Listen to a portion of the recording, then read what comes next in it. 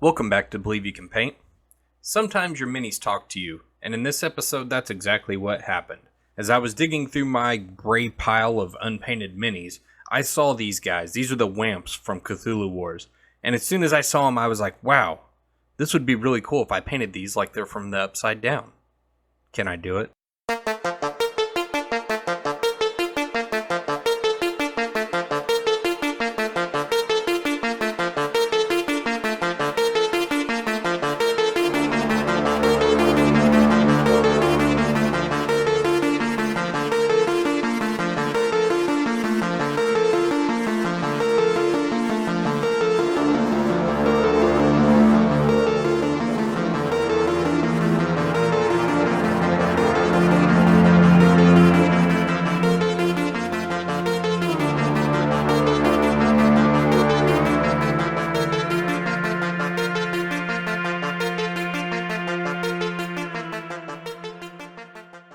The most challenging part of this paint job is going to be the lighting. You see, the Upside Down has some established colors. We know that we have reds, and we know that we have blues. Sorry, Barb. We've also seen where those colors can share the screen, and these are the most dynamic shots that we see. The problem is that they don't share this screen consistently. Take a look at this picture of Steve, where he's underlit by blues and overlit by reds, and then compare it to the picture of Vecna, where it's basically the opposite, and he's inside, so we have no idea what that red light source is. To get a conventional understanding of the lighting in the Upside Down, we really need to look at it like this. Yeah, no, that doesn't work. Clearly we have some unconventional lighting. So in that case, what I'm going to do is I'm going to underpaint with a red and overpaint with a blue, but my overpaint spray is going to come from different directions. We're going to try overhead, we're going to try just from the side, and we're going to try from underneath. And let's see what we can do with it.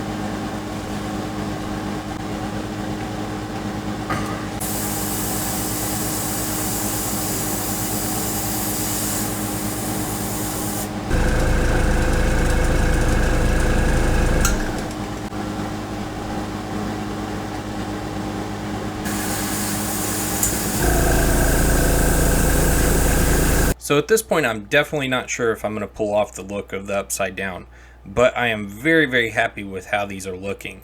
The red and blue together and the underpainting technique is really, really awesome. I would definitely challenge you to venture outside of zenithal priming with your black, white, gray scheme and get into using some other colors to see what kind of lighting effects you can get with unconventional lighting sources. Next, we're going to start adding some higher colors and some darker colors to add to our contrast scheme to show that lighting.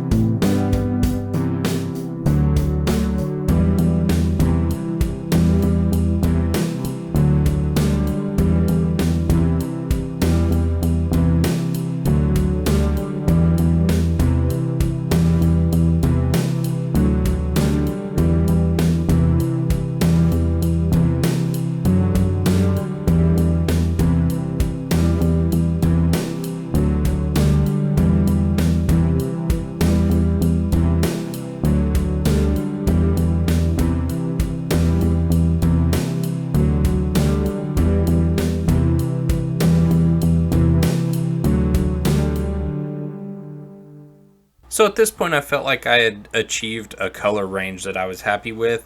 I don't think it's very indicative of the upside down at this point because it's too bright, but I do think it's dynamic like I was looking for, so I was happy with that. Something I hadn't really planned on from the start, but I thought was a natural progression, is these lamps need to have their own color mixed in with this. Otherwise, they're just light and light. And so I wanted to have an in-between that represents what their real color is.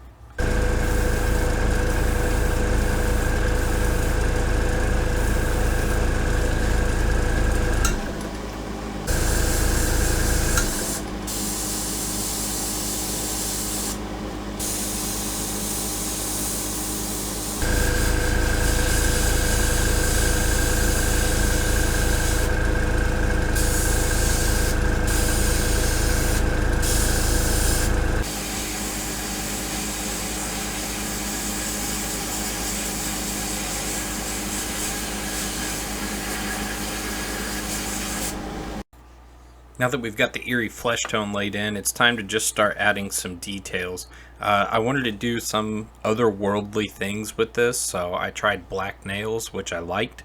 I tried black teeth, which I hated. So this was really just trial and error and letting the model speak to me to tell me what it wanted or needed to get the look that I was looking for.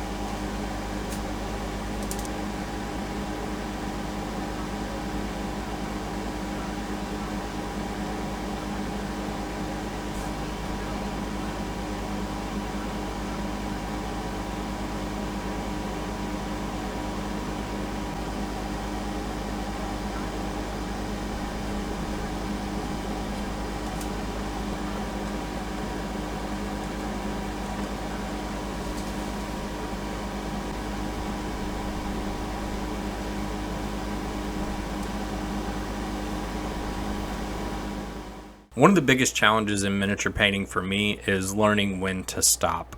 That point just went by. I should have stopped and been happy with the paint jobs I had, and I actually could have stopped a long time ago and been really happy.